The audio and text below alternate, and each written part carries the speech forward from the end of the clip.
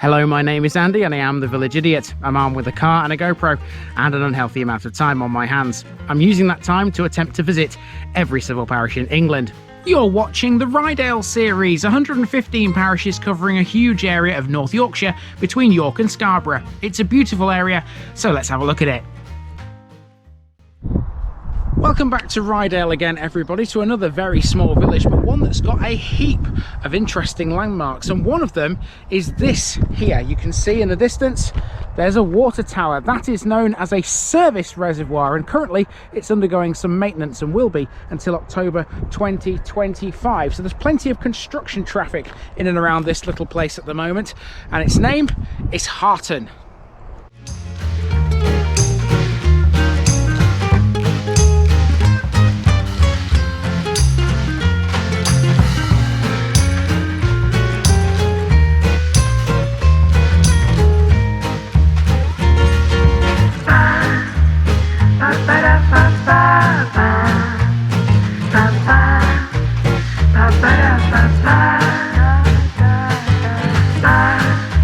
Here's my disclaimer for people who may be watching me for the first time. I say things as I would in my native accent and dialect. As a result, I may not pronounce things in the same way as the locals do. Remember, I'm a visitor. It's impossible to know everything.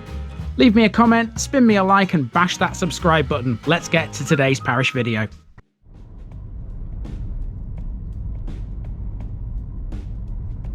Harton Army Estate. Here's a parish that's got more than you might think. This is Harton, located just to the south and east of the A64. It's just south of Flaxton and about 9 miles away from York, midway between that city and the town of Malton. This one should be prefaced with this fact. Harton was once a township in the parish of Bossall. As such, there's very little recorded history about the place itself, but this is made up for by the plethora of other features that lie outside the main village but still within the parish boundaries. These include Sandburn Hall, which is actually closer to Flaxton, a service area on the A64, and a pair of structures that greet you as you enter civilization. Stick around until the end for those. Harton is currently a hotspot for construction traffic, not because it's expanding with a housing estate, but rather because of the brand new £8.5 million Harton Reservoir. Historic features within the village itself are limited to an old school and a 17th century manor house based around a large green. There's no church, no pub and no shop, but that doesn't mean Harton is uninteresting. Far from it, in fact. After having spent half an hour or so in its company, it can certainly be described as a desirable little hamlet. So let's do our best to put this tiny place on the Yorkshire map.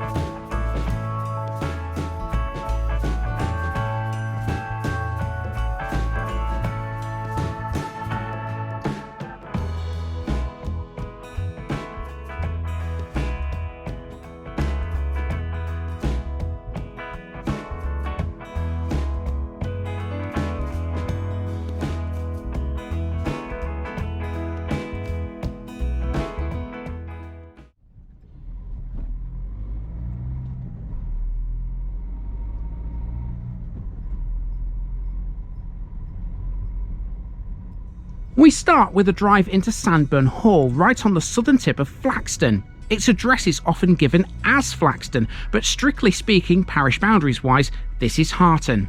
Sandburn Hall is nestled in a picturesque landscape stretching to 1,000 acres in terms of size. That land contains serene lakes and enchanting woodlands, ideal for a relaxing break away from it all. That's exactly what Sandburn Hall is, a retreat, but it's also a multi-purpose, all-singing and all-dancing venue. A lot of people who come here do so for golf, as Sandburn Hall has a full 18-hole golf course. Sandburn Hall offers an idyllic setting for all occasions. You can even get married here. There's nothing to stop you though just visiting for a meal, which you can enjoy in the Tykes restaurant, aptly named for Yorkshire that. The restaurant only uses local suppliers like R&J Yorkshire, Dales of Malton, Yorvale Ice Cream, York Gin and the Spirit of Yorkshire Distillery. It's a cracking landmark all round. Out onto the A64 we next come to Huckleberry's Diner. This is a chain store, but it's a notable one. Opened in 2014, Huckleberry's was the UK's first man versus food diner. Several well-known competitive eaters have been here, including Leeds' own Adam Moran, better known as Beard Meats Food on YouTube. His channel is linked below. Huckleberries forms part of a much larger service area known as Coastways, owing to the fact it sits on the main road between York and Scarborough. This should not be confused with the other Coastways service station at Shiptonthorpe. It's essentially just a petrol station and not all that exciting, but at least we can say it's been covered.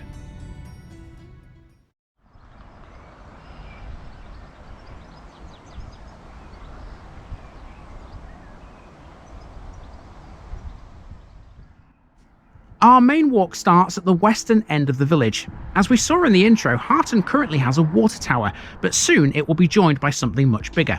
That would be the £8.5 million Harton Service Reservoir, currently under construction. It has several purposes, including to increase the resilience of the drinking water network in the area and improve local supplies. The project will also provide the extra capacity needed for new developments. One of those is the brand new HMP mill site, which we've already seen. It's the one currently under construction at Full Sutton. Let's have a walk through the village then. Harton forms part of the Cholmondeley estates, and most of the land here has been owned by the Strickland family since 1865. In recent decades, the village has changed from a farming community to a mainly residential one. Some land has been sold for new houses, and bungalows have been built on the foundations of some old cottages and on various other sites. The district council also constructed 4 new homes at the eastern end of civilization a few years ago. Around 60 people live here of all ages, and they all have a wide range of occupations. At one time, Harton would have been lined with plenty of thatched cottages, but none of those remain today. Family-run agriculture is still the main occupation in the village, as other residents travel away to work. There are still 3 farms here. One of them, Pear Tree Farm, was selling some eggs by the roadside. At £1.50 per half dozen, I opted for some of these on the way back. Farming uncovered Harton's biggest piece of history in 1807. In that year, a leaden vessel was struck by a plough and was found to contain about 300 Saxon silver coins, some silver rings, and pieces of spurs. Now we come to the old school. No longer a school, it closed due to a lack of pupils, and for a short time became a village hall, well supported by both the small community and the church at Bossall. Now residential, the building, which dates back to 1875, was last valued at almost £1 million. Speaking of community, on the corner where that stands is a parish notice board. That's Harton done, so let's have it in the books. 107 to go. Opposite the old school is a small triangle, which had this delightful little tree. This isn't the village green, by the way, that's coming shortly. By far the most dominant property in Harton is the manor house. This lovely building, dating back to the 17th century, contains many original features, including a very fine oak staircase. The front hall is paved with sulphur stone. This house is one of the rare few, then, to contain the stone in the north of England. The manor house is one of a modest handful that are dotted around the huge village green at Harton's eastern end. All of these houses are numbered, but there's no official street name. This gives addresses such as 1 Harton, 2 Harton, 3 Harton, etc. That's how you know you're in the sticks. And as well as the houses that you've just seen, there are a few behind them as well, including one which, if I didn't know better, I'd say looks like an old chapel, which I think it is because I've learned to recognise them these days. So I speak from experience. And also speaking from experience, I think this area here in front of those houses used to be a village pond. It's certainly not a pond anymore, it's more grass than it is water, although there are a few patches of water on it.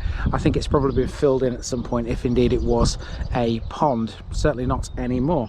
And that's it. That's the walk around Harton. From this little driveway, we're going to rejoin the main road here, take a left turn and walk back to the car. However, there's one more thing I do want to cover in this episode, and I didn't even know about this until I got here. As you drive into Harton, you pass something on either side of the road. Let's go and check out what I found.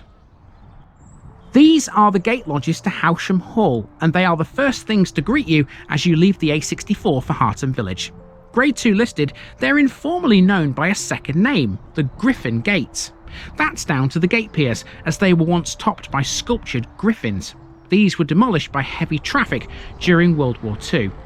There'll be more on Howsham Hall, by the way, in a later episode. At one time there was a cottage nearby to these, but that's now derelict. It would have been awkward to live in though. The occupants had to cross the road to get to their own bedroom. Well, you can't really miss them, can you, when you drive into Harton off the A64? There they are on either side of the road. It's a nice way to enter the village and also to leave it too. There you go. Aren't they magnificent structures, even though they are in a bit of a state of disrepair. Right, time to leave Harton behind. So, that way, onto the A64 and away from Ryedale once again. And with Harton in the books, we are done with this current run of parishes in Ryedale, but I will be back for more very soon. As the East Riding starts to draw to a close, my trips into North Yorkshire will become more frequent, so I'd better get accustomed to seeing the A64, hadn't I? Join me for more in Ryedale very soon.